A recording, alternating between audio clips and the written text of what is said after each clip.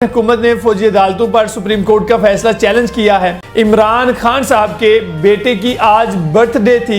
इश्तिहारी मफरूर जिसको अदालतें डिक्लेयर करें।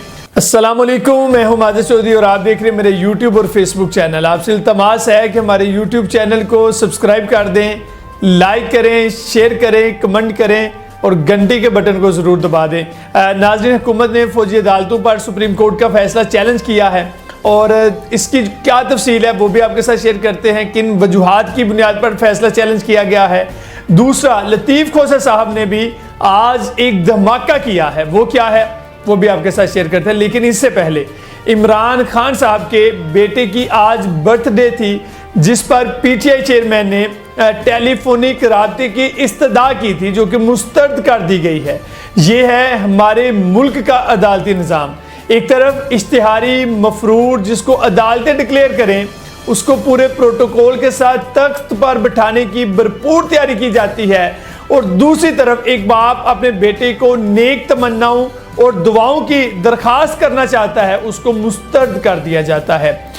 आज जुल्फी बुखारी साहब भी फूट पड़े हैं, लेकिन समझ से एक बात बालातर है कि जब ये लोग इक्तदार में होते हैं तब बोलते नहीं, और जो ही इक्तदार इनके हाथ से जाता है तो दुहाइयां देते हैं। जुल्फी बुखारी साहब भी कहते हैं कि उस्मान बुज़दार कोई मुनासिब या अच्छा चॉइस नहीं था। अगर अच्छा चॉइस नहीं था तो फिर इमरान खान साहब वसीम अकरम प्लस उस्मान बुज़दार को क्यों कहते थे, ये एक सवाल है। और उस वक्त जुल्फी बुखारी साहब जो हैं वो उस वक्त क्यों नहीं बोले।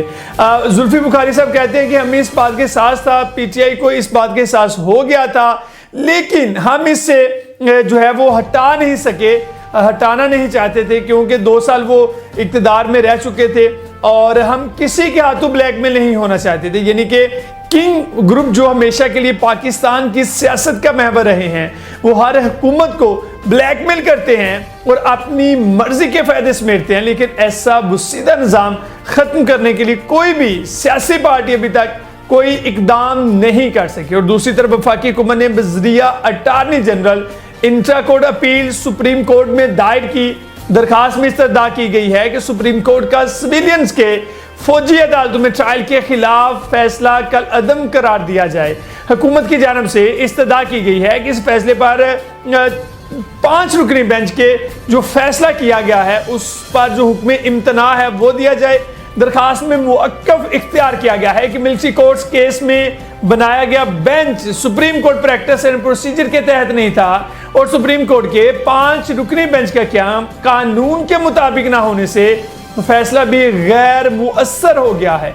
दरखास्त में कहा गया है कि हुकूमत वाज़े करती है कि 9 मई के वाक़यात में क्या तमाम अफराद का मिलिट्री ट्रायल नहीं चाहते। मिलिट्री ट्रायल सिर्फ उन अफराद का होगा जिन पर ऑफिशियल सीक्रेट एक्ट की दफात लगाई गई हैं।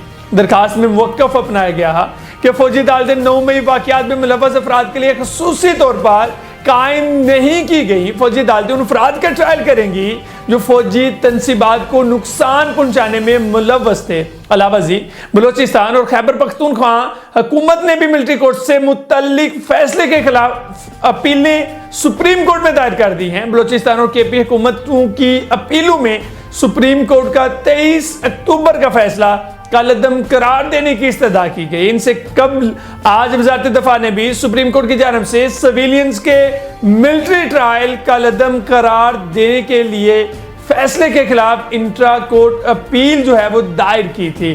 पाकिस्तान पीपल्स पार्टी के रहनुमा सीनियर वकील लतीफ़ खोसा साहब ने धमाका किया है। लतीफ़ खोसा साहब ने कहा है कि नवाज शरीफ को बादशाह सलामत और चेयरमैन पीटीआई को निकालने के लिए स्क्रिप्ट पर काम होता रहेगा।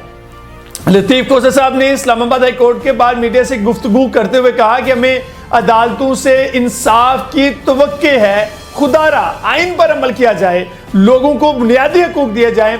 इससे कबल लीबिया, अफगानिस्तान, मिस्र, इराक में इंतशार पैदा किया गया और बैरूनी मुदाखलत ने इन ममालिक को तबाह कर दिया। हमने तारीख से सबक नहीं सीखा, तारीख से सबक सीखना चाहिए। सीनियर वकील ने चेयरमैन पीटीआई के जेल ट्रायल के बारे में कहा कि जेल का ट्रायल को ट्रायल नहीं होता, ये खुफिया होता है। न्याय वाले खुद चलकर पीटीआई चेयरमैन के पास आएंगे और तफ्तीश करेंगे। लतीफ़ खोसा ने कहा कि पीटीआई चेयरमैन ने कहा कि लोग मुझ पर इत्मीनान करते हैं, ट्रस्ट लोगों को फायदा देने के लिए खोली गई तो लोगों ने इस पर भी इत्मीनान किया। लोगों की तालीम के लिए निमल यूनिवर्सिटी बनाई। मैंने या मेरे खानदान ने किसी जगह पर कोई मुफाद नहीं लिया, लेकिन मुझ पर झूठा मुकदमा बनाकर लोगों के इत्मीनान को ठेस पहुंचाई गई।